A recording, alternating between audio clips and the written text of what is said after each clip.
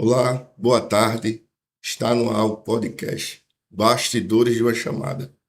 Hoje nós temos um convidado especial, pastor Carlos Cardoso, pastor evangélico, missionário, pregador itinerante, com mais de 26 anos de ministério, dedicado à pregação da fiel palavra do Senhor.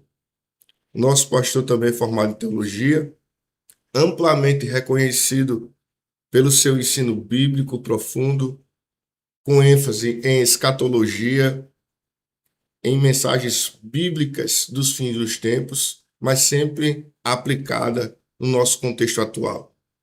O nosso pastor Carlos é casado com a missionária Raquel Cardoso, pai de 5 filhos, e tem levado o evangelho a diversos países na América, Europa, Estados Unidos, África, ministrando em igrejas e trazendo a real palavra do Senhor, ganhando vidas, e o seu ministério é marcado por uma pregação sólida, com destaques também sempre em escatologia, e Deus vem trabalhando, ganhando vidas para o reino do céu.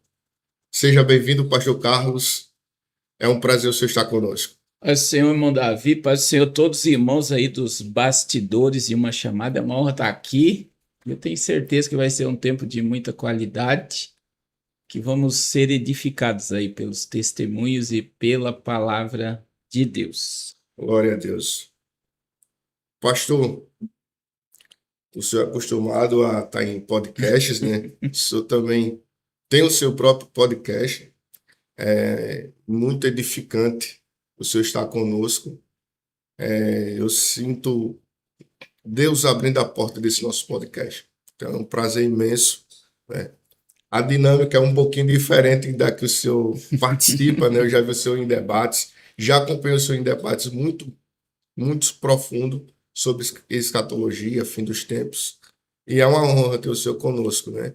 E como eu falei no bastidor daqui, nós vamos iniciar com um foco que nós temos. Sim, E ao longo do período nós vamos entrar naquilo que é a sua especialidade, escatologia geopolítica. O nosso primeiro bloco, pastor, é o chamado. Pastor Carlos, o senhor é conhecido como o pregador do Apocalipse. Onde surgiu esse nome? Então assim, por que eu comecei a estudar o Apocalipse? Essa é a questão, né? Porque eu ouvi as pessoas pregar sobre o Apocalipse e eu não entendia. Já começou por aí. Aí, início de ministério, né? Nós tínhamos um grupo de pregadores que a gente vivia no monte, orando, não de noite, aquela coisa de ir para o monte orar à noite, a gente ia de dia para estudar a Bíblia e orar. E aí eu fiz um propósito de 30 dias no monte ali, orando e lendo, para Deus me dar uma forma de pregar o Apocalipse que as pessoas entendam. E aí Deus me deu uma estratégia, né? Eu sempre digo, é uma senha, né?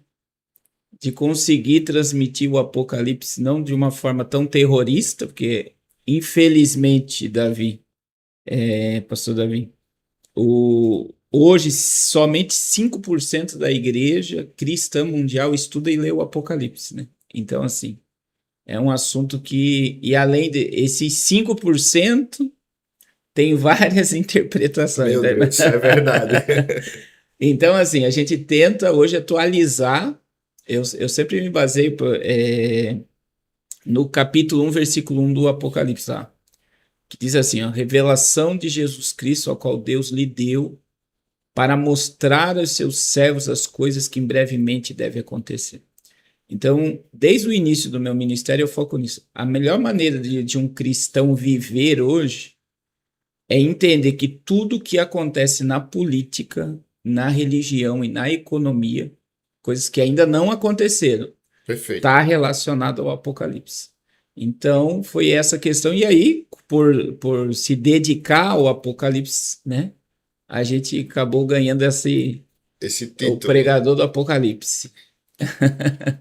Ótimo esse bastidor, pastor. Para a gente entender um pouco, né? Sim, Às vezes alguém se pergunta, o nosso programa é justamente com esse foco de falar histórias reais, né? sim.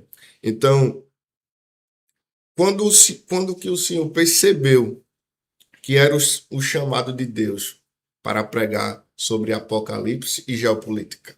Então, o meu chamado mesmo de pregação foi desde da minha conversão, né? Então, assim, a minha conversão ela é bem. É muito forte porque eu era viciado em droga, né? Cocaína. Dos 14 aos 17 anos ali, usando muita droga. E eu fui para uma casa de recuperação sozinho. A minha última internação, né? Com um monte de coisas. Sabe, a droga é uma. Então, quando eu tive um encontro com Jesus, aquela questão me preencheu o vazio, eu já me debrucei em livros, em ler a Bíblia e Glória a livros, né? Eu, infelizmente, por causa de eu deixei um material meu numa casa e essa casa inundou d'água. Mas para você ter ideia, eu fiz o comentário do Novo Testamento inteiro já, de escrever, ler e escrever o Meu que eu Deus. entendi ali da. E aí começou a acender essa chama de pregar, né? Eu digo, né? Você está afiado. Eu sempre digo que todo pregador é uma ferramenta para ser usada. E ele só vai ser usado se ele estiver afiado, né? Deus não vai usar uma ferramenta enferrujada, uma ferramenta. Então, tem muita gente que não entende essa questão. Então, começou a acender a questão da pregação e eu me voltei automaticamente ao Apocalipse nessa questão. Eu não entendia e queria pregar uma forma que as pessoas entendessem. E aí eu me debrucei e começou o ministério. Se eu sentir que era o chamado pregar sobre esse tema, eu, quando eu tenho a oportunidade de trazer uma mensagem sobre Apocalipse, eu sempre gosto de começar dizendo que a própria palavra Apocalipse significa descortinado, né? Revelado pelo Senhor. Então, eu estou muito feliz. Pastor, o que é que o senhor diria para quem sente um chamado, mas tem medo desse chamado? O senhor falou de um bastidor aqui muito forte, né? Que é a sua convenção. Então, assim, hoje a gente vê que tem muita gente, essa questão do medo, o medo em tudo na vida, ele te paralisa, né? A melhor forma de você viver uma vida monótona, sem propósito, é o medo, né? Então, e como encarar esse medo? Eu digo para todo mundo, por exemplo, Ministério da Palavra, nunca rejeite oportunidades. Se chamar para ir num culto numa casa, num culto na rua, para você dar uma palavra na escola, alguém olhou para você e disse, você não pode ler um versículo bíblico e orar. Toda oportunidade é uma oportunidade. Glória a Deus. Né? E eu acredito que esse é o ministério, ele não começa num altar, né? Ele começa os bastidores mesmo, né? E eu, particularmente, grandes eventos que eu preguei no Brasil surgiram de cultos que ninguém ia. Glória a Deus. Já preguei em congressos grandes que surgiu de uma pregação no culto numa casa. Deus é assim. Que você nunca sabe para quem você está pregando. Verdade. E eu sempre valorizei muito as pessoas. Eu digo assim, pessoas valem mais do que dinheiro. Perfeito. Porque a pessoa ela vai te condicionar ao teu propósito. Então, hoje, muitas pessoas focam mais no sucesso e o dinheiro. E tudo isso é passageiro. Agora, se você cria relacionamentos fortes, automaticamente esses relacionamentos se conduzem ao teu propósito. Então, nunca perca uma oportunidade, né? E inicie. Sempre eu me lembro que quando eu comecei a pregar, tinha um grupo de obreiros que me perseguia. Eu falava, rapaz, você só fala glória a Deus, aleluia, vive falando em línguas estranhas, você grita muito. E aí eu vejo hoje a história que eu construí mesmo, né? Claro que eu ouvia, eu sempre estava pronto a ouvir. Perfeito. E entendia e tentava porque eu via que se policiar em cima do que eles estavam estudando. Só que daí, veja bem, você vê teu ministério hoje, onde Deus te levou, e todos esses obreiros estão no mesmo lugar. Quer dizer, e muitas das vezes, mesmo tendo chamada, mas por medo não tiveram de se lançar. Então, nunca perca uma oportunidade e e valorize as pessoas. Pastor, perfeito, viu? Isso é gratificante. Escutar do Senhor, né? O seu, como a gente conhece, o seu conhecido, é um pastor que nós, renomado, né? Conceituado e respeitado, que é o mais importante, né? Isso a gente não pode tirar. E já quem estava a medo já sabe, né? O segredo é aproveitar. Todas as oportunidades. Glória a Deus. Pastor, o que é que Deus te ensinou no silêncio? Que toda chamada tem um silêncio. É. Hoje é uma frase, né? Todo mundo quer o teu lugar, mas não quer passar pelo que você passou. Verdade. Então, assim, Isso é forte demais, pastor. então as pessoas elas olham para alguém se destacando e não sabem o quanto você foi desprezado. Perfeito. Essa questão do silêncio de Deus mesmo. Eu tive um deserto na minha vida que foi de 2009, 2008, começou em 2008 e ele foi aí até 2012. Foi um processo de Deus, essa questão do silêncio de Deus. Se você está pregando, Jesus salvando, batizando, operando milagres, só que lá dentro de você está num conflito tremendo. E eu me lembro nessa fase da minha vida de atravessar praças de pedágio, indo pregar e chorando. Meu Deus, forte demais. E algumas vezes aí Deus falava comigo que eu estava num deserto muito grande e que Deus nunca falava que a minha prova ia acabar. E eu só falava que ia aumentar. Meu Deus. E pessoas, claro que tem coisas assim, pessoas que viram, né, o meu processo diante de Deus nessa fase de sofrimento. Alguns chegaram a dizer, eu não suportaria o que você suportou. Então, assim, hoje todo pregador ele precisa ter em mente, né, que o que vai te fortalecer, o que vai te... É isso, é o silêncio de Deus, é você ser desprezado, talvez até humilhado, né? É verdade. Glória a Deus. Isso é E forte, pastor. você vai se fortalecendo diante disso. Se você souber lidar com isso, você fica mais forte, você fica mais humano, Meu Deus. né? E aí existe aquela história do sábio e do inteligente, que o inteligente aprende com o erro, com os seus próprios erros, né? E o sábio aprende com o erro dos outros. Então, quer dizer, ele vê os outros errar e fala, eu não vou fazer a mesma coisa. Então, nessa questão assim, eu digo, hoje, um pregador, eu digo para hoje, é muito importante a gente falar isso. E isso a gente conversa, um grupo de pregadores raiz aí, né? Que estão 30 anos na estrada, mais de 20 anos na estrada. Essa geração de hoje, ela não quer passar pelo processo. Verdade. É por isso que tem muito ministério meteoro, ele aparece e desaparece.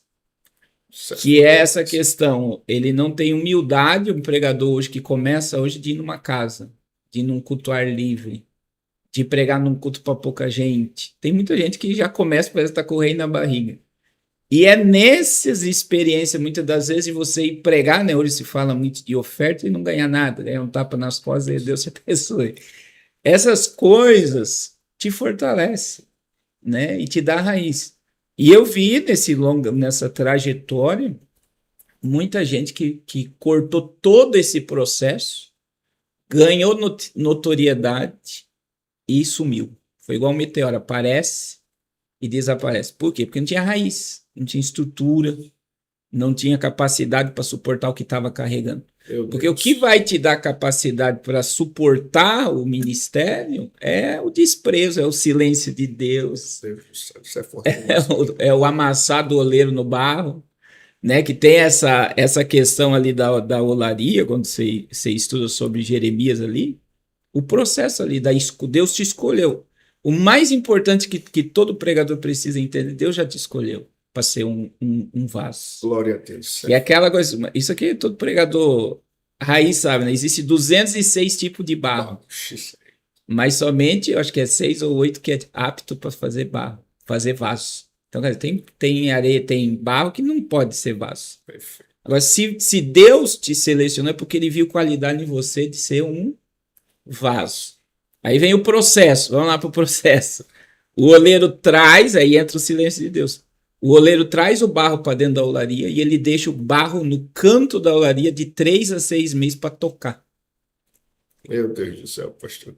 Não pode nem. Tá lá o barro lançado. Quer dizer, não é que Deus. Ele já te trouxe para dentro da olaria. Mas existe o processo. O barro precisa ser curtido. Aí depois o barro ser curtido, o que, que o oleiro vai fazer?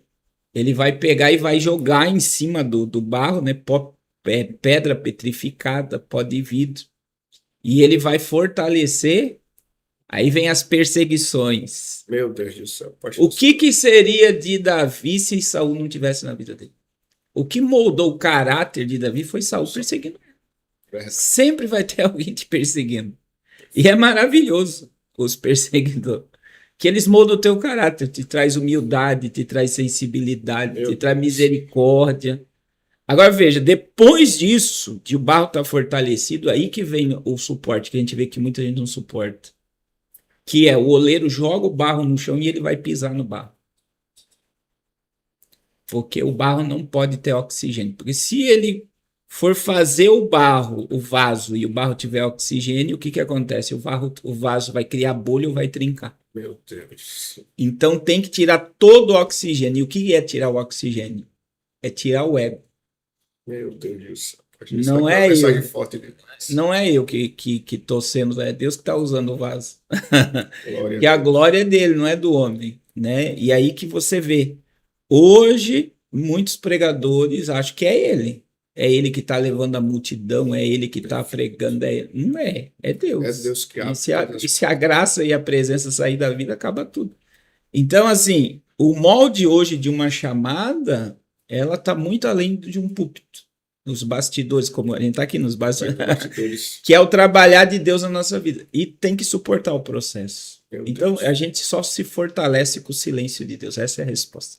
Deus é tremendo, meu pastor. Que exemplo maravilhoso, né? Eu tenho certeza que o nosso público já está sendo edificado, né? Por saber que Deus ele trabalha no silêncio. Basicamente, o senhor respondeu, né? O que ninguém vê por trás do púlpito, né? Mas o senhor podia deixar um exemplo bem claro que ninguém vê por trás do púlpito, pastor.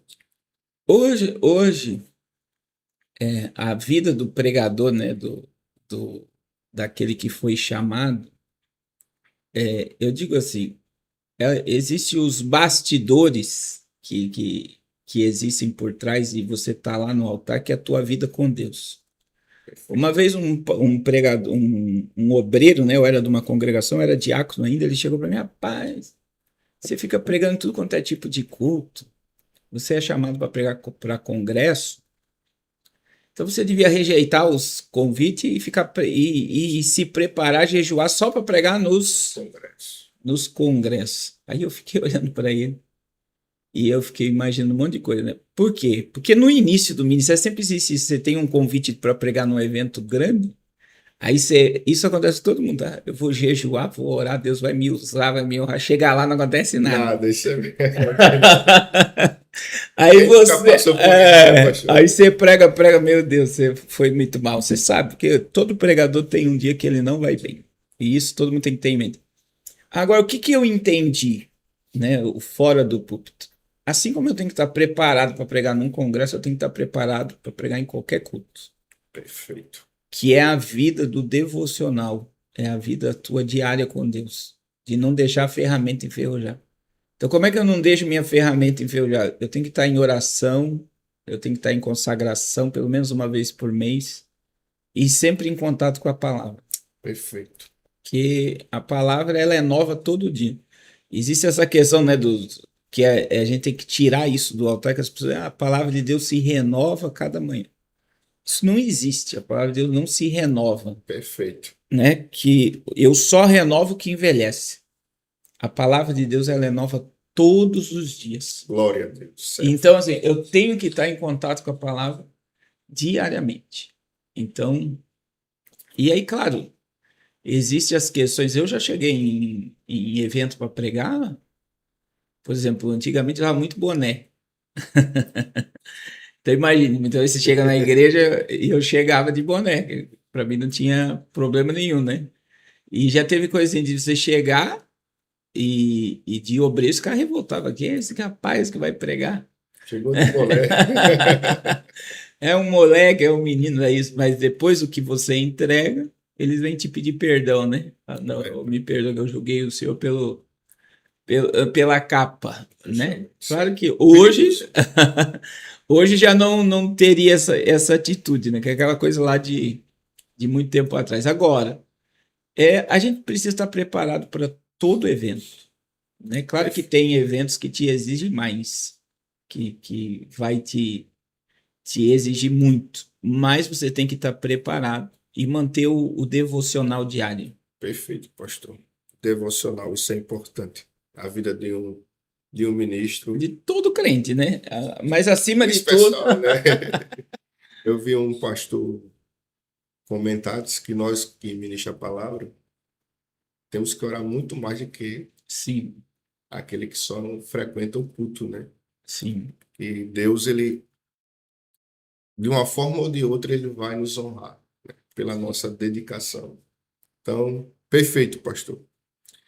Já houve momentos que o senhor pensou em desistir do seu ministério, pastor? Já houve. E assim, eu vivo pela fé desse tempo todo de ministério. São 26 anos pregando. Vamos colocar aqui 20 anos eu vivo pela fé. Meu Deus. De não ter salário. Então, assim, é viver totalmente dependente, dependente do céu, né? É um chamado. E aí, claro, para a família, você é um preguiçoso, né? Por que que não vai estudar? Não... todo mundo tem um, né? E eu digo para todo mundo isso em qualquer área, não é só a área espiritual, até na área profissional. A vitória de tudo na nossa vida está na perseverança. Uma hora a rocha vai jorrar água. Glória a Deus.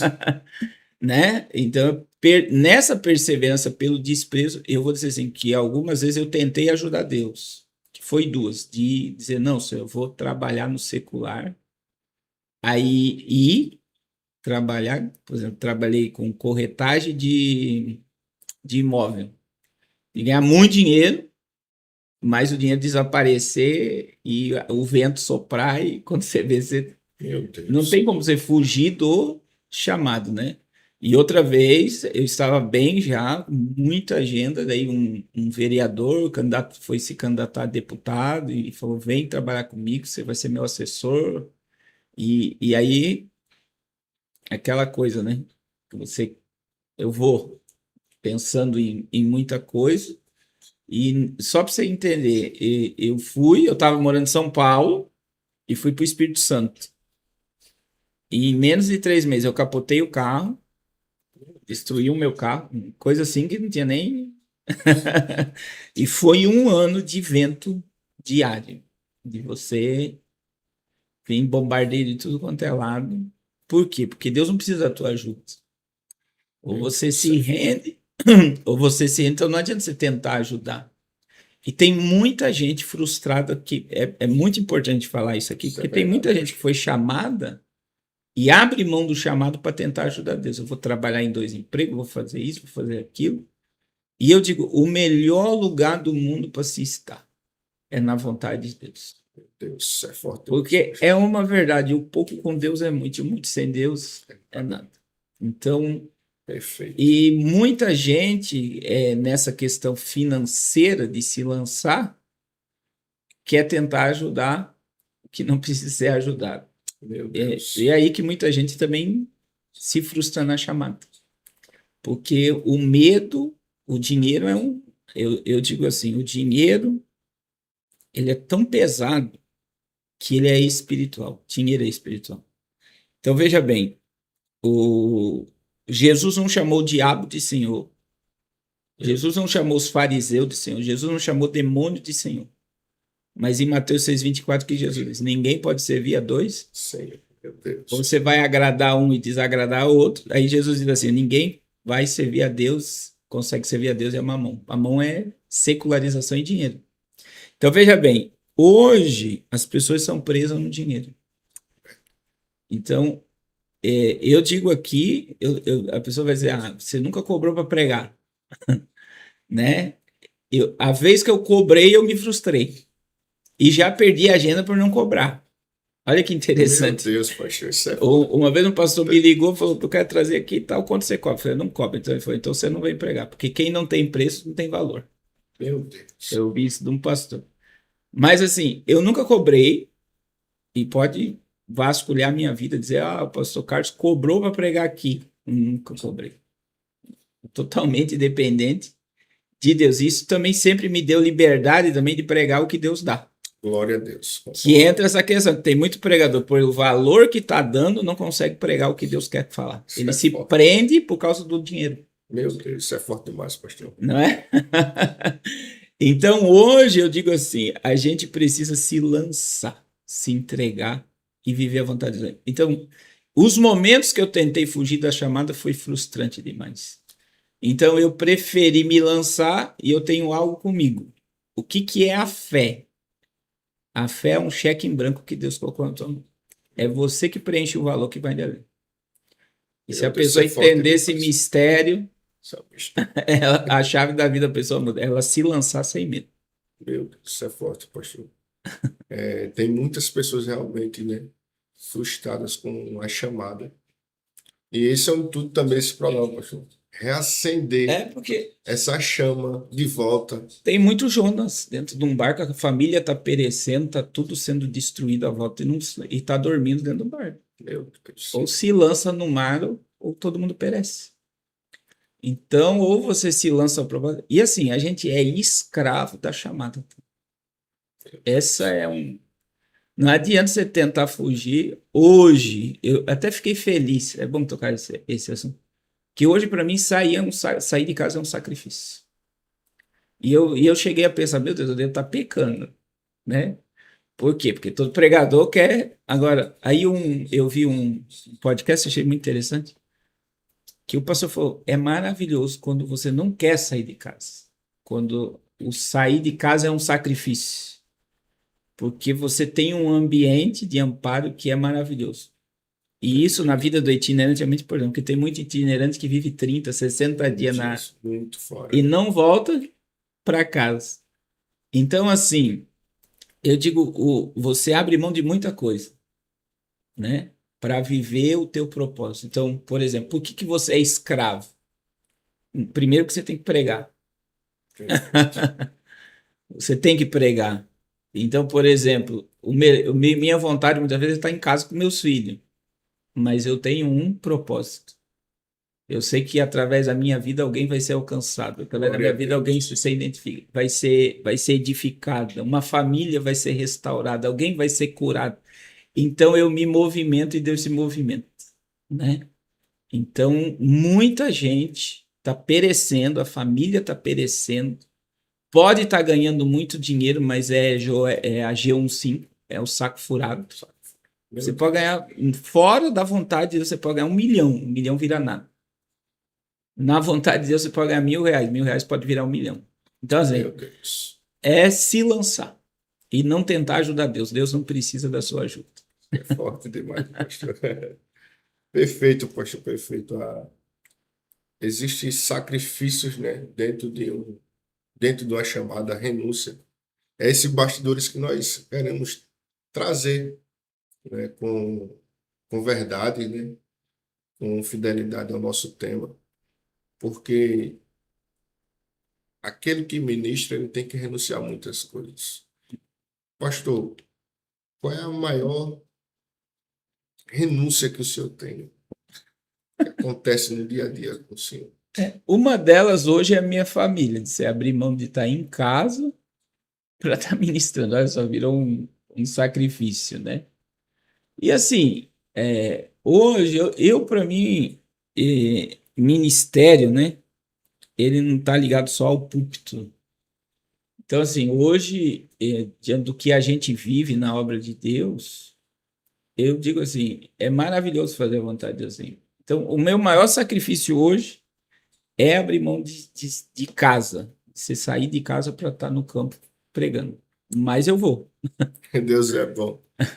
Pastor, como o senhor lida, é, como o senhor lida com as críticas mesmo sabendo que o senhor está obedecendo a Deus? Olha, hoje para mim, para falar bem, falar mal, eu, eu digo assim, como é que você lida com aquilo? Sabendo quem você é.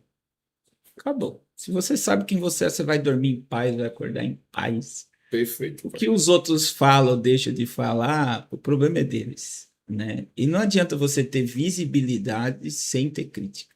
A partir do momento que você se tornou visível, você vai receber crítica. É outro, olha só, outra coisa que trava as pessoas, porque tem muita gente que não desenvolve nada, tanto ministerial como secular, com medo de ser criticado.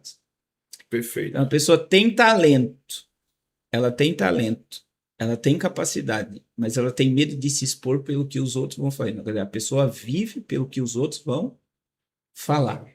Agora, se eu sei quem eu sou, eu não estou nem aí o que Perfeito. vão falar. E, infelizmente, agora na internet, quanto mais crítica, mais você cresce. Verdade. Então, assim, volta e meia você está em algum vento, né? O camarada falou, não falou, o pastor falou isso e não era bem assim e tal, aquela coisa. E hoje eu lido, assim, as pessoas muitas das vezes vê, né, os debates que acontecem, e aí me ligam, e aí você não está preocupado, que não sei o quê. Eu falo, eu vou dormir em paz, vou acordar em paz. Ou seja, Porque eu sei que eu estou em paz com Deus, eu sei quem eu sou em Deus, e o que glória a as Deus. pessoas enxergam, elas enxergam da forma que elas querem, né? Perfeito. Mas tem muita gente doente por causa de Não crítica, consegue não lidar. consegue lidar, né? Fica depressivo, fica angustiado. A gente vê aí celebridades sendo abatido por um hater. Quer dizer, o emocional da pessoa está todo destruído, a pessoa não sabe quem ela é. Então, muitas vezes, pode ter fundos de verdade no que está falando e aquilo abate ela, Verdade. né? Agora, quando você sabe quem você é, o que os outros falam, né? Então, assim, existe a história da formiga, é uma história, né? As formigas foram disputar uma garrafa de mel. E aí, o que que aconteceu? Elas fizeram a disputa. Quem chegar primeiro no topo, fica com a garrafa de mel. Aí tinha formiga forte, formiga média, tinha uma formiga da garrafa raquítica, que foi, subiu e conquistou a garrafa de mel. Aí as outras ficaram, como é que pode? A gente tem mais capacidade, a gente tem mais força. Ela não tinha força, não tinha capacidade, não tinha habilidade, chegou lá. Como é que ela conseguiu? Aí alguém que conhecia a formiga raquítica disse, é porque ela é surda. Meu Deus. Porque se ela ouvisse as críticas, ela jamais chegaria ao sucesso. Então, quando você tem essa habilidade de fechar teus ouvidos, porque os outros estão dizendo a teu respeito, você vai muito mais longe. Meu Deus. Então, pode falar o que quiser. Se você está em paz com Deus, dá tudo certo. Ou seja, pastor, eu sabendo quem eu sou, entendendo o meu propósito, Nada vai te abalar. glória a Deus. Perfeito. Tem 30 pessoas conosco ao vivo, pastor. Você quer deixar um recado? Compartilhe esse link, né? É, Para que mais pessoas sejam alcançadas por esse bate-papo riquíssimo. E como um convidado nosso que a gente trouxe aqui disse que toda vez que nós chegássemos aqui, seria aqui uma tribuna de Deus. eu tenho certeza que muita gente está sendo edificada pelo que está sendo falado. Se você puder, coisas boas devem ser compartilhadas. Hoje, infelizmente, as pessoas gostam de compartilhar coisa ruim. Isso é verdade. Mas a gente precisa criar o hábito de compartilhar coisas boas. Então, compartilhe isso, porque mais pessoas precisam ouvir. Perfeito, pastor. Vamos entrar em um bloco que eu particularmente gosto muito. Missão na prática. Eita.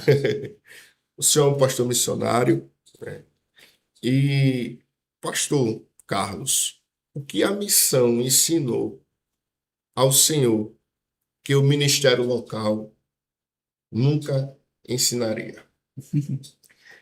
Então, assim, hoje a gente tem, né? A gente tem um projeto no Amazonas, no Ribeirinho do Amazonas. Lindo esse projeto.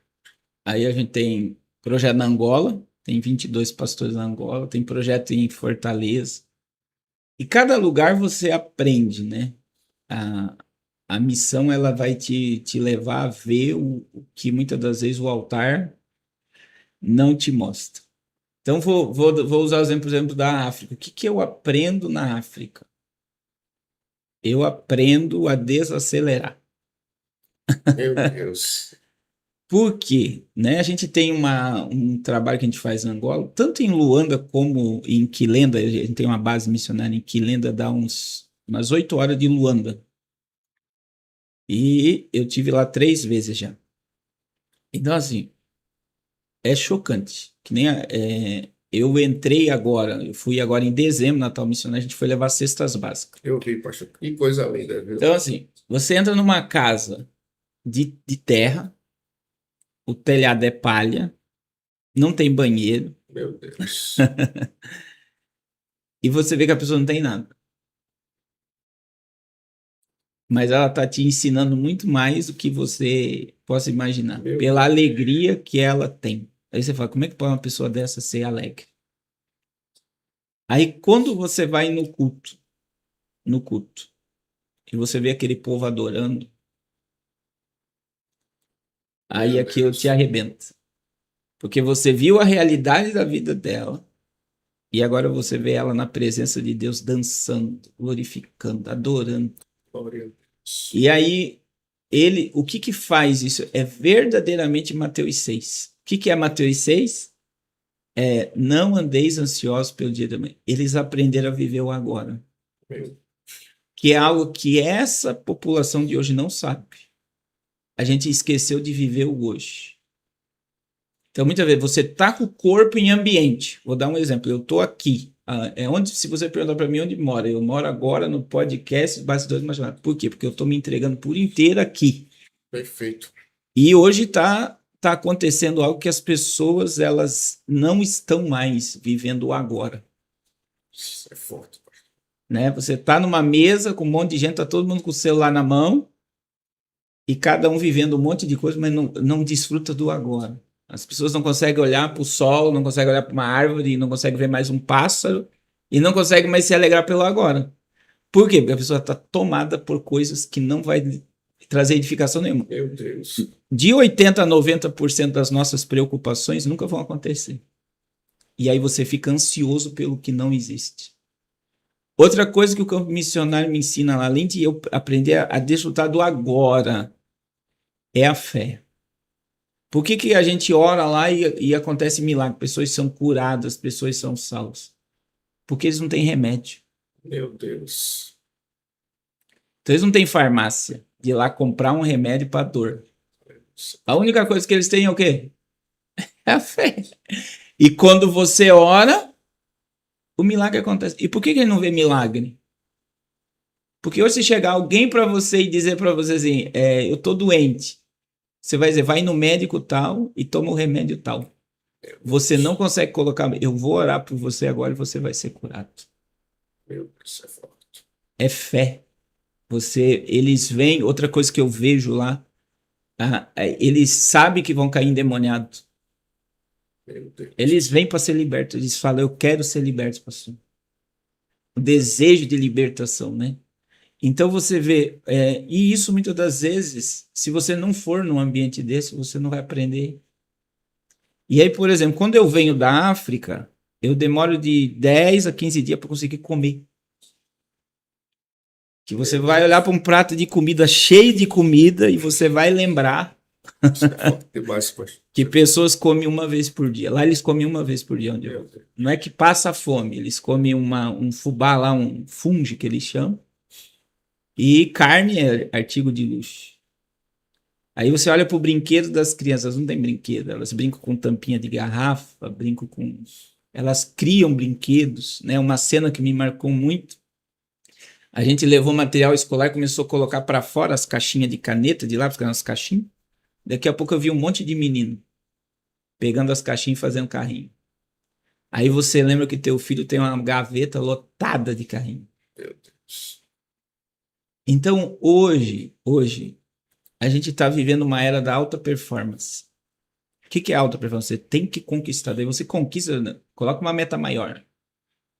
E essas metas e essa alta performance está te transformando num monstro, não num ser humano. Meu Deus. Que você não consegue enxergar as coisas que são valiosas. Que é aquela questão, no final da vida, o teu filho não vai lembrar do brinquedo que você deu. No final da tua vida, o teu filho vai lembrar o quantos abraços você deu, quando você correu com ele, quando você rolou com ele na lama. As coisas são supérfluas. As pessoas são valiosas. Então, assim, isso eu aprendo lá na África. Eu aprendo muita coisa com aquele povo. Então, muitas vezes a gente acha que está levando, mas você está enxergando a vida de uma outra forma. E tem muita gente que aqui no Brasil é milionária, tá? Por quê? Porque aquelas pessoas não têm água encanada. Muitos lugares que eu vou lá não tem luz, não tem água, não tem banheiro, não tem saneamento básico. Aí qualquer casa que você vai no Brasil, pelo menos tem água encanada, tem banheiro, tem 3, 4 refeições no dia, a pessoa é milionária. E a pessoa está se martirizando achando que não tem nada. Então você consegue enxergar uma coisa de outra forma. No Amazonas, que é outro campo missionário tremendo, né? A gente vê algo assim de questões que a Assembleia de Deus, por exemplo, não trata. Que a gente fala muito, eu não digo assim maldição hereditária, eu sempre digo raízes geracionais. Então, na área que eu estou no Amazonas, lá 90% das mulheres são abusadas sexualmente. 90%. É a mesma coisa que a Ilha do Marajó. Todo o ribeirinho do Brasil, todo o norte do Brasil, o abuso sexual de mulher é absurdo. E o que eu enxergo nisso? Que é cultural. A Ilha do Marajó não adianta ir lá a polícia agora e prender os caras que abusam das crianças, porque os pais vão continuar vendendo os filhos, e os filhos, os pais, e aquilo ali já está por gerações daquela forma. E o problema é que muitas vezes se transformou em algo normal. Né? E isso é princípio comunista, marxista. Quando você viola a inocência de uma criança, você domina ela o resto da vida. Então, eu entendo, né, essa questão ali no Amazonas, as raízes, né, por ser colonizado por índios e homens brancos, essa mistura, ela traz coisas horripilantes. Coisas assim. E não adianta você ir lá pregar, como na África, né? Ir lá, prega e se salva. Claro que muita gente vai ficar firme e tal, mas a gente não trata a raiz daquilo, né? A raiz do pecado. Então, todo abusador já foi abusado. Então, imagine, você está num ciclo de 90% de mulheres sendo abusadas. Eu levo comigo para lá um psicólogo, o Dr. Ivan, né? Ele é formado em trauma. Ele é EMDR, que é aquela tática de tratar soldado que vem da guerra nos Estados Unidos. Então, o que o psicólogo faz? Ele vai lá na cena, imagine que o cara viu uma pessoa explodir.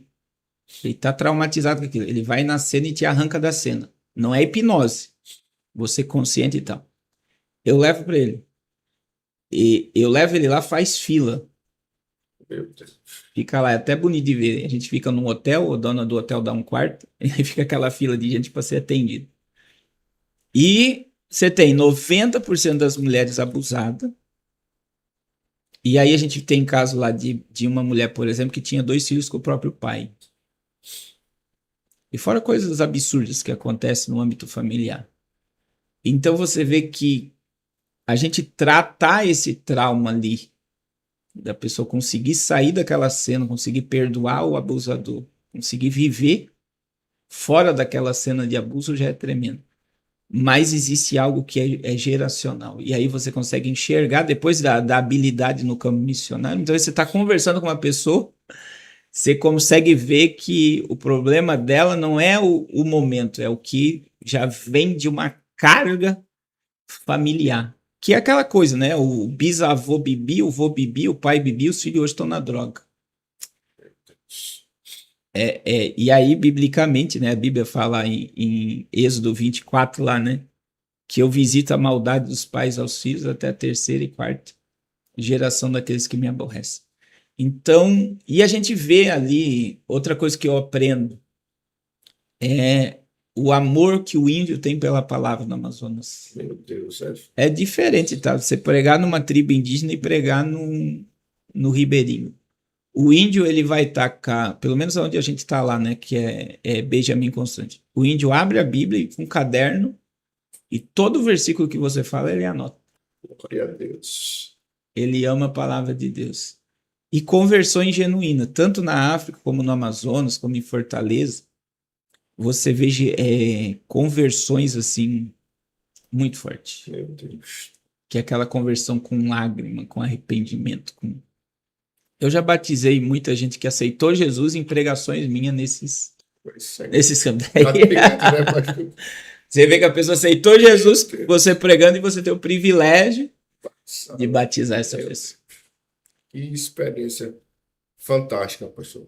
E eu já fico aqui agradecido a Deus, né, por isso compartilhar esses momentos. Pastor, o que é a igreja precisa aprender sobre missões? O que é que a nossa igreja atual precisa aprender? Então, vamos lá. Hoje, isso é estatística. Você sabe quanto um crente... Imagine que nós temos, vamos supor aí que nós temos 60 milhões de evangélicos no Brasil. Se você pegar a contribuição missionária desses 600 milhões de pessoas por mês, 60 milhões de pessoas por mês, o investimento de missão da igreja brasileira, tá? Vai dar R$1,60 por crente. Meu Deus. Pouco demais. Irrisório, na verdade. Não existe essa questão, porque tem muita gente. A gente está vivendo uma era, eu tenho batido muito nisso. A gente está vivendo uma era do animalismo. O que é animalismo? Animais valem mais que pessoas. Se eu pegar agora e espancar um cachorro aqui na frente e alguém filmar, eu vou para cadeia. Eu vou virar um monstro na internet. Se uma pessoa agredir outra, vai ser filmada e não vai acontecer nada. Quem vale mais, o cachorro ou o ser humano? Mas na mente das pessoas, o animal é quem bate no cachorro. Quem bate num ser humano não é um animal. Meu Deus. Isso é cultural. Também é uma cultura socialista, que é valorizar mais animal do que pessoas. E hoje, no nosso meio, eu tenho batido nessa tecla. Se um crente em Jesus, ele gasta mais com ração e com pet shop do que com a obra missionária, ele tem que rever o cristianismo que ele está vivendo. Meu Deus, isso é forte. Então, assim, hoje se fala de missão, mas não se faz missão. Né? E eu falo assim de experiência. Hoje eu tenho 32 missionários que todo mês está lá o salário deles através do Projeto Arrependa-se. Então, assim, eu digo assim, hoje não há mais envio. Antigamente o Brasil enviava muito. Hoje o que os pastores estão fazendo? Eles estão adotando missionários locais para não ter despesa de enviar um missionário. Então, essa chama de VRD, preparar pessoas para enviar para o campo missionário. E não adianta vir dizer ninguém quer. Faz uma estadia, você vai ver que sempre vai aparecer alguém disposto aí. E é maravilhoso uma igreja enviar um missionário. É diferente do que você ter um missionário local. Porque a igreja vai se comprometer com o que ele está comendo, com o que ele está vestindo, com o carro que ele está andando. E isso vai dar desenvolvimento à obra. Perfeito. Então, hoje a gente tem departamentos de missões e tem muitas das vezes uma arrecadação grande e o dinheiro está no cofre. Em vez de estar investindo. Pessoas, preparar pessoas, enviar pessoas. Investir. Então, assim, hoje a gente vê uma igreja engessada dentro dela mesma, para dentro e não para fora. Então, a gente vê que a obra missionária está sendo deixada em último plano, não é nem em segundo. E a prioridade deveria ser missões. Missões. Isso é forte, pastor. O senhor praticamente respondeu quase todas as perguntas sobre missões, né? E o que ninguém conta sobre o campo missionário? Então, o que a gente enxerga lá, né? Eu tenho uma missionária, Sara, que ela é argentina, e vou falar da Zildete também, que é com o pastor Aminadeb, que são os meus chefes da base lá no Amazonas. A Sara, ela é solteira, argentina, está há mais de 14 anos no Amazonas. E ela trabalha mais que um homem. Ela, por exemplo, vai construir, que nem eu estou construindo uma igreja com ela agora. Ela vai para o meio do mato lá para fazer comida, para eles cortar madeira, tudo. É tudo legal, tá? O pessoal acha que é legal, porque quem manda na tribo indígena, ela está fazendo uma. É o cacique. Se o cacique autorizar qualquer coisa ali, o pessoal acha que está derrubando madeira, é legal. Não. Se o cacique autorizou dentro da tribo, é uma coisa que está por dentro. Quem manda dentro daquela tribo ali é o cacique. Até para a polícia entrar dentro de uma tribo indígena, tem que pedir permissão para o cacique. E o que a gente vê, né? O quanto que a missionária abriu mão. Ela é pedagoga, ela está se formando, olha só, lá em enfermagem, porque agora o IBAMA proibiu entrar em algumas tribos, e ela está se formando em enfermagem para entrar como enfermeira para pregar o evangelho. Então, o que o campo missionário me ensina? Que existe uma igreja invisível que ninguém vai ver no Instagram, ninguém vai ver em nada. Meu Deus. Que está fazendo algo que grandes igrejas não fazem. E a Sara, eu vou dar o exemplo da Sara. Qual é a ideia da Sara? A gente abriu a primeira igreja de uma tribo chamada Ticuna. A tribo é Ticuna, o nome da tribo. E essa tribo Ticuna, Davi, olha como é que ela ganhou o cacique. Eu construí a igreja para ela lá nessa tribo. Só para você entender. Ela ganhou o cacique que eles tinham a casa de palha e a palha dele estava entrando água. Sabe o que ela fez? Ela foi lá e chamou seu Estevão. Deixa eu ajudar o senhor a conseguir a palha para fechar? Sem pregar o evangelho. Aí ele disse, tudo bem, Sara. Aí ela foi, pegou a palha, levou para a cidade, trouxe, fechou a... Eu tenho isso gravado no meu canal.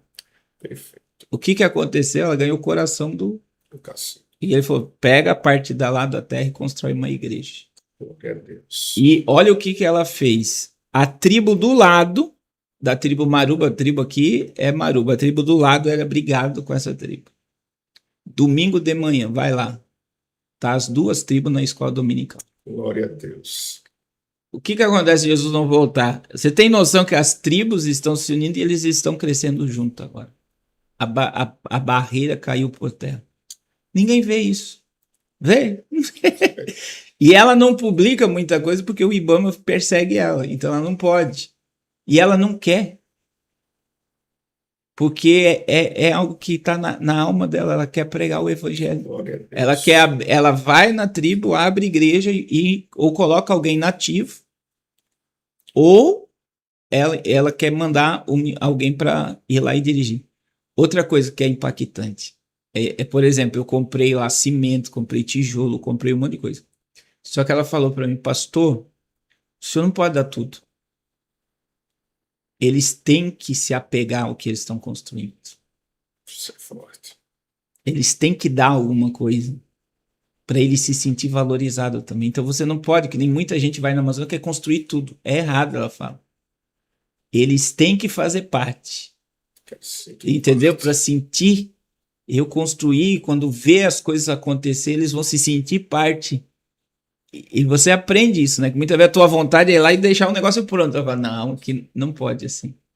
E com a Zil e o pastor Aminadeb, a gente já construiu, só com eles, a gente está construindo a 6ª igreja agora. E a gente vê o trabalho, o amor que ela tem pelas crianças. É absurdo. Assim, então, assim, ela adotou um monte de crianças, já colocou um monte, já pegou indígena, já pegou ribeirinho, colocou dentro da casa dela para cuidar como filho, para não ser abusado, para dar direção, para que mostrar para aquela criança que ela pode ter uma vida diferente.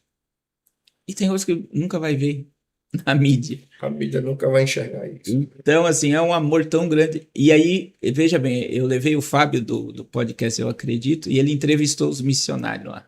Coisa linda. Aí ele perguntou, eu te dou uma casa, olha o que é uma chamada, te dou uma casa nos Estados Unidos com $1 milhão agora para você ir embora. Você vai? Qual foi a resposta de todos os missionários? Meu Deus. Eu não saio daqui, que eu sei que Deus me quer aqui. Isso é forte. Deus me quer aqui.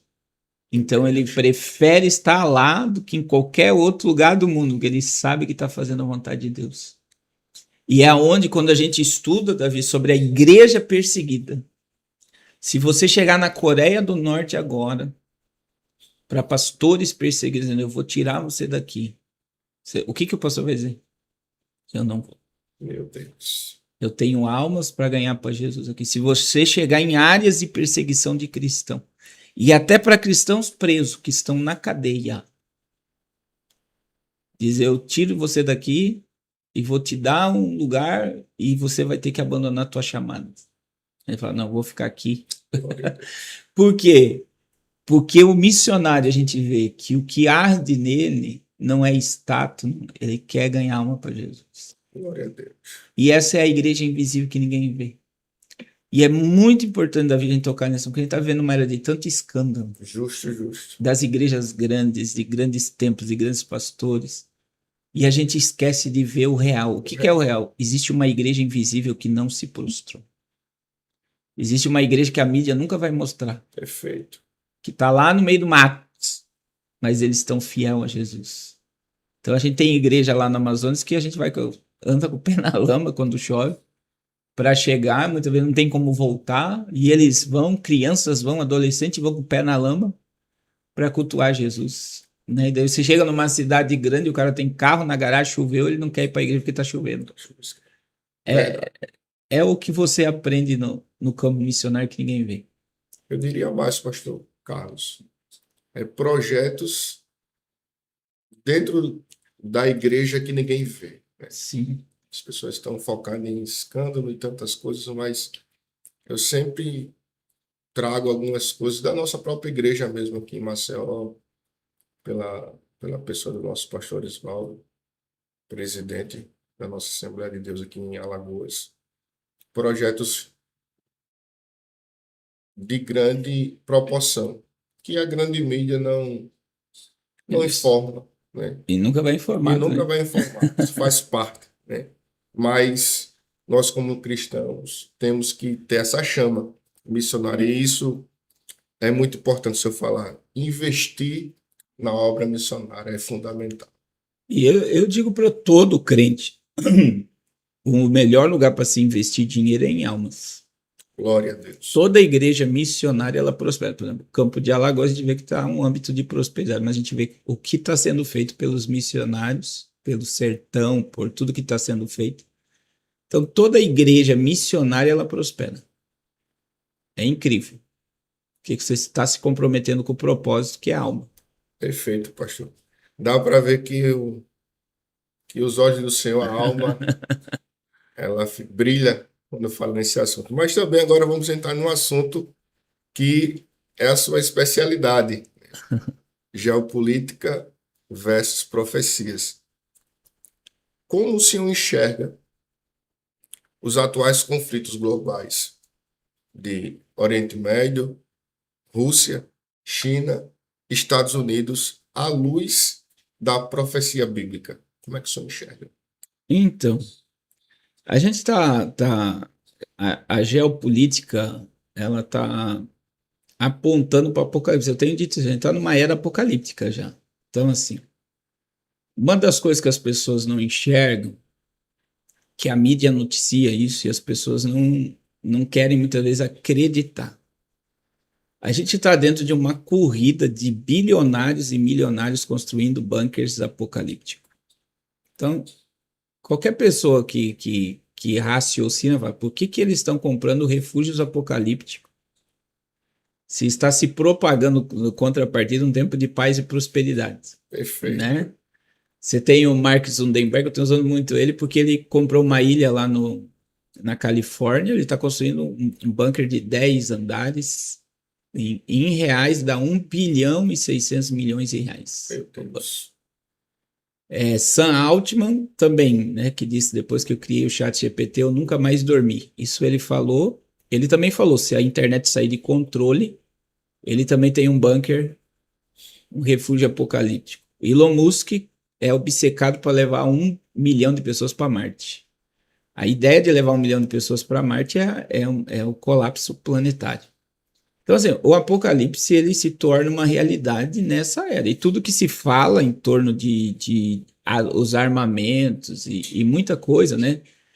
Agora, começo de janeiro, foi visto o avião do juízo final, que é o avião do presidente americano, nos Estados Unidos. Fazia muito tempo que aquele avião não era visto, que é um avião que ele suporta a radioatividade. E ele consegue controlar a guerra dentro do avião e consegue passar dias no espaço. Foi visto esses dias. Então, assim, tem muita coisa acontecendo e as pessoas não estão percebendo. Então, assim, o que nós estamos vivenciando agora? Na minha visão, desde a entrada do Donald Trump, né? É o mundo pendendo para a direita. Isso já se torna claro porque a gente tem um presidente de direita que está dominando com mão de ferro o mundo e um papa de direita. O Papa Francisco também é de direita. Então você tem a religião e a política com um viés político, que não agrada a todo mundo, mas que é uma plataforma. Então toda essa história em torno do Trump, eu sempre costumo dizer que as pessoas acham que tudo é teoria. Hoje a gente está com três coisas perigosas. Primeira coisa é a teoria da conspiração, né? As pessoas, não, isso é teoria da conspiração. Eu vou dar o exemplo, nova ordem mundial. Até a pandemia era o quê? Teoria da conspiração. Falava de nova ordem mundial. Isso não existe. Isso é teoria da conspiração. Depois da pandemia, tudo virou nova ordem mundial. Semana passada, a gente acabou de ter o Fórum Mundial Econômico. A palavra mais usada no Fórum Mundial Econômico foi: chegamos na nova ordem mundial. Meu Deus. Então não era teoria, era uma realidade. Outra questão, fake news. Então hoje, quando você tem uma informação muito clara, o teu cérebro automaticamente ele vai para fake. Não, isso é fake news, isso não é isso. Só que agora a gente tá na pior era agora, que é IA. Não, isso é IA. Você olha o vídeo. Sempre há essa dúvida, né? Porque a gente chegou num salto que verdadeiramente, quem não conhece, a gente que está conectado, eu, por exemplo, consigo ver ali, que é pela voz, mas tem muita coisa que as pessoas estão consumindo como real que já é mentira. Então, e o que isso leva? Tudo que que é real e se torna mentira, muitas das vezes é real. Perfeito. Então, não é fake news, não é teoria e não é IA. Tem um plano sendo arquitetado para o implemento dessa nova ordem mundial. Então, Donald Trump, vamos lá, que é essa questão, né? Primeiro mandato. Porque Donald Trump não foi colocado como presidente dos Estados Unidos por algum acaso. Eu sempre digo isso quando a gente vai primeira vez no podcast. Primeira coisa é o nome dele, né? O nome Donald é Daniel, e Daniel significa o Senhor é meu juiz. E Trump é trombetar. Então pode ver que tudo que ele faz é um anúncio. Então hoje você ligou a TV, pegou o celular, quem que aparece? O anunciador do juiz. O Senhor é meu juiz. Segunda coisa, quando ele assumiu o primeiro mandato, ele assumiu com 70 anos, 7 meses e 7 dias de vida. Foi o dia que ele assumiu como 45º presidente dos Estados Unidos. O calendário, veja, deu 777, 70 anos, 7 meses, 7 dias de vida. O calendário de Israel, qual era? 5.777. Será que é coincidência o negócio? Aí vem o 7, né? O número 7 é o número de Deus. As pessoas então acham, não, isso é coincidência. Não, existe um propósito. Com certeza. Outra questão, ele foi o único presidente americano, o único. Agora ele é o 47, né? Veio o Biden 46, ele é o 47. Ele foi o único presidente americano que colocou a mão no Muro das Lamentações. Nenhum presidente americano, todos a favor de Israel, mas nenhum teve coragem de ir lá e... Qual foi a mensagem que ele deu quando ele colocou a mão no muro? O templo será erguido por judeus. Essa é a mensagem, que é uma ligação com a geopolítica do anticristo. E em judeu ninguém toca. em judeu ninguém toca. Aí no primeiro mandato, no dia 14 de maio de 2018, porque a embaixada, imagine que Tel Aviv em Israel é São Paulo, seria um monopólio, um lugar que onde estão as embaixadas e tal. Ele tirou a embaixada de Tel Aviv e colocou dentro de Jerusalém. Isso é um recado forte. Que foi dia 14 de maio de 2018. Por quê? Hoje, se lançar um míssil em Jerusalém, mexe com os Estados Unidos. Essa é a ideia. Ele blinda Israel, a ponto que ele está lá agora, né? Tá tudo que você possa imaginar de ruim está lá perto do Irã, que ele está defendendo Israel. E ele colocou, é aqui que começa a volta dele ligada ao primeiro mandato. Ele colocou o genro dele como embaixador dos Estados Unidos em Israel, que é o Jared Kushner. E o Jared Kushner é judeu ortodoxo da tribo de Dan. E ele começou o acordo da família abrâmica. O acordo da família abrâmica envolve religião e política mundial. Por quê? Por exemplo, ano retrasado, foi inaugurado no Emirados Árabes, lá na região árabe, o templo da família abrâmica. Existe lá uma igreja cristã, uma sinagoga e uma mesquita muçulmana, no mesmo lugar. Que é as três religiões monoteístas adorando o único Deus no mesmo lugar. Paz entre religiões. Qual é o nome do templo? Família Abrâmica. Qual é o acordo de paz do Jared Kushner? Família Abrâmica. Que é unificar as religiões monoteístas. E aí Jared começou o acordo. Aí veio a Arábia Saudita, veio outros países, começou o acordo. Donald Trump saiu. O Biden entrou e Jared continuou nos bastidores a articulação. Não parou a questão. Essa é o grande quê. Aí Donald Trump volta. 2025, né? Ele volta. Assume a Casa Branca. Qual foi a primeira ligação que ele recebeu como presidente americano do príncipe herdeiro da Arábia Saudita? Qual foi o primeiro chefe de Estado que ele recebeu? Benjamin Netanyahu. Então, toda a política de Trump agora está alinhada à paz, começando pelo Oriente Médio e tomando o globo, tá? O problema é que começa lá. Essa é a questão. E aí vem, Davi, quando você pega agora, ele acaba em um ano com 8 guerras, que são esporádicas, né, que estavam acontecendo. Histórico, né, pastor? Antes de ele entrar, a Síria cai. Ele nem tinha assumido. Bashar al-Assad se refugiou na Rússia. E Israel destruiu todo o armamento do Irã na Síria. E o líder da Síria agora está aliado ao governo dele. Por quê? Porque é uma plataforma de paz para Israel. A Síria podia atacar Israel muito próximo. Dá 70 quilômetros de distância, é muito próximo. Então tudo que podia amedrontar Israel da Síria foi aniquilado. Em 24 horas, tá? Israel destruiu tudo. Aí o que acontece? Agora, que aconteceu essa semana, né? Ele tá como o cara da paz.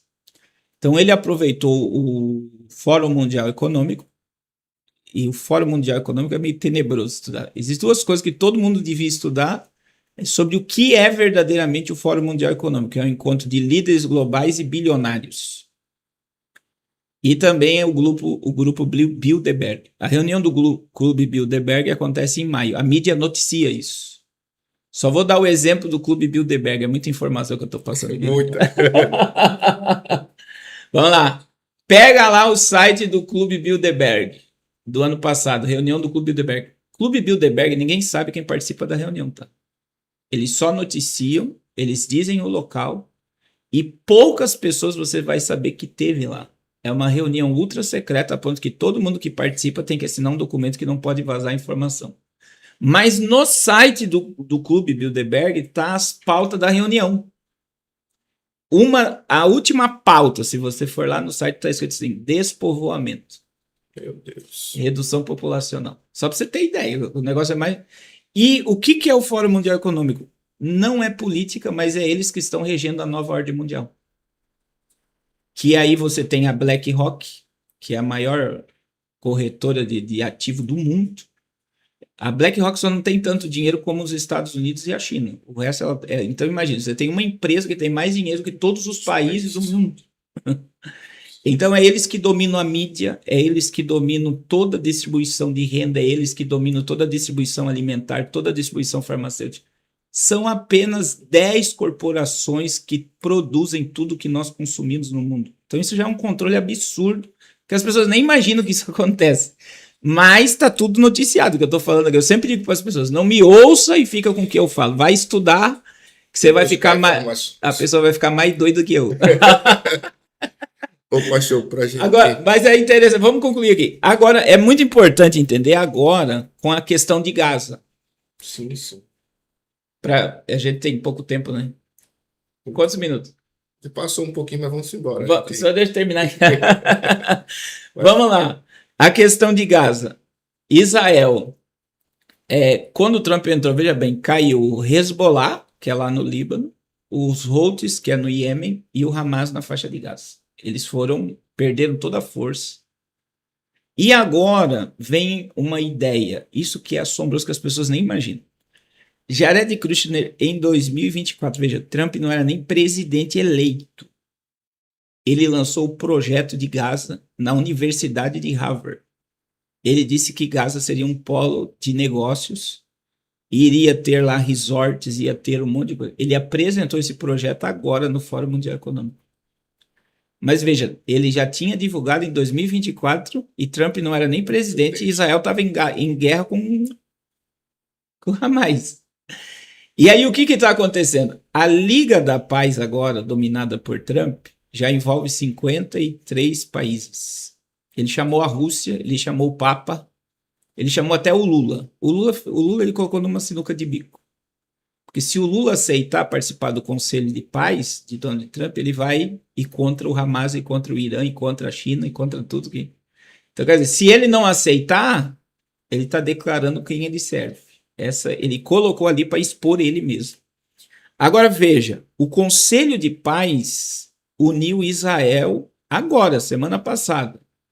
Os árabes, Arábia Saudita, Catar, Egito, Jordânia, entraram no Conselho de Paz de Donald Trump.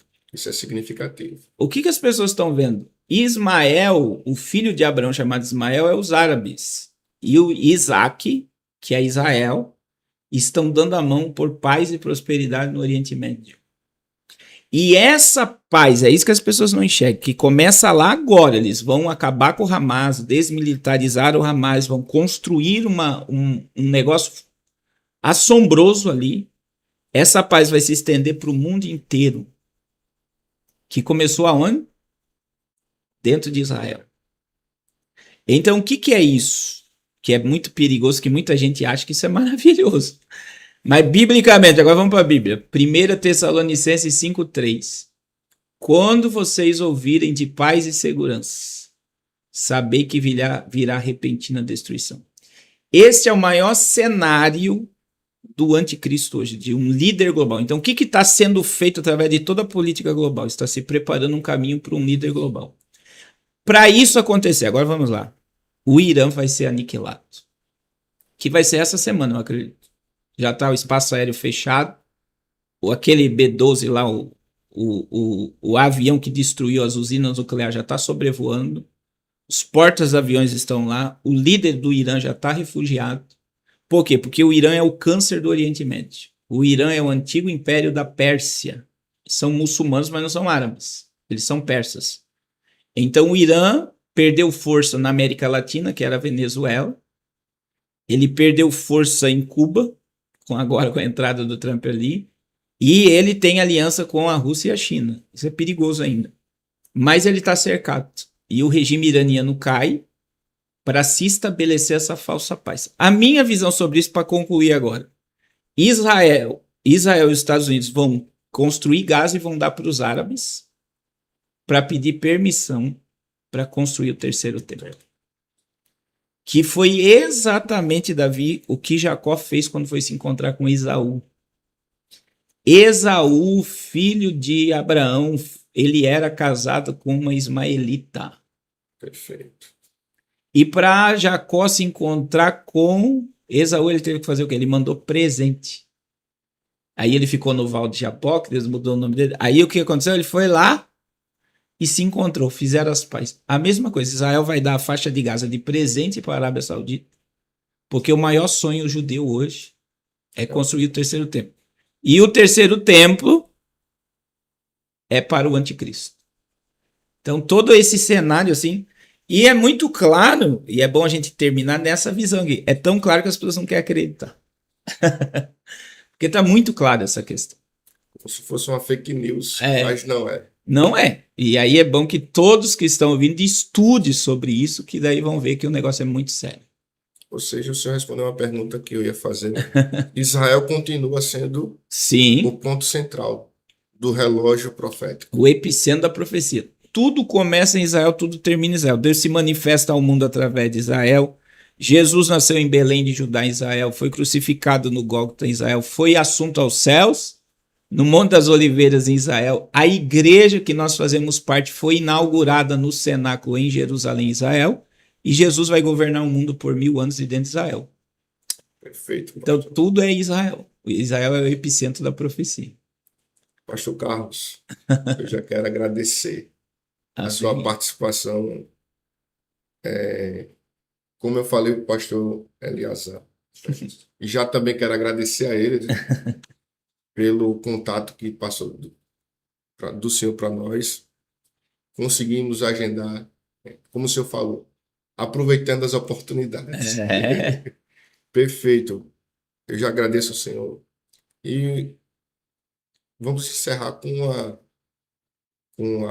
uma mensagem do senhor também para aqueles que têm chamada, para aqueles que estão parados por algum motivo. O que é que o senhor deixa de mensagem para a gente finalizar esse podcast maravilhoso? Eu digo, eu estudei semana passada, né? Sobre o altar do sacrifício do tabernáculo. Então, na ponta do altar do sacrifício do tabernáculo, que aponta para a cruz, existia um chifre. E o que era aquele chifre? Era o lugar do refúgio e da proteção. Imagina que o chifre era uma embaixada. Imagina que você está em outra nação e você precisa de refúgio. As pessoas corriam para o chifre e se lançavam no chifre, dizendo: tem misericórdia de mim, me refugia. Eu quero ser exilado aqui. O lugar mais seguro para se estar é nos pés da cruz. Glória a Deus. Que a cruz continua sendo o nosso refúgio ainda. Então, a gente precisa olhar para Jesus e ver o que ele fez por nós e permanecer aos pés dele, né? Eu gosto muito de uma frase de um pregador, para a gente concluir, essa frase é muito forte.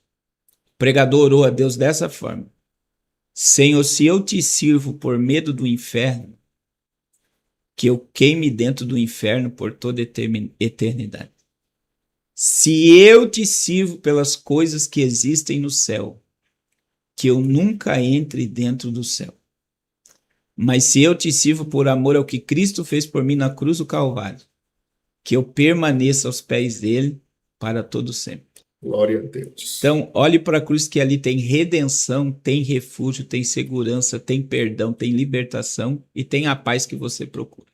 Perfeito, pastor. Perfeito. Amém.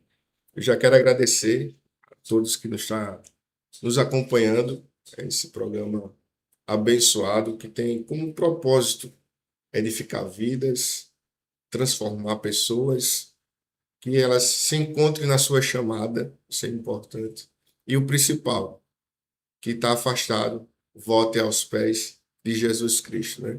Quero agradecer aos nossos patrocinadores, irmão Antônio, a Liloto Peças, que nos ajuda, ao irmão Sérgio, que também nos ajuda também, da Telecom, uma internet de qualidade. Para você assistir esse podcast, precisa dessa internet. Só chamar o irmão Antônio.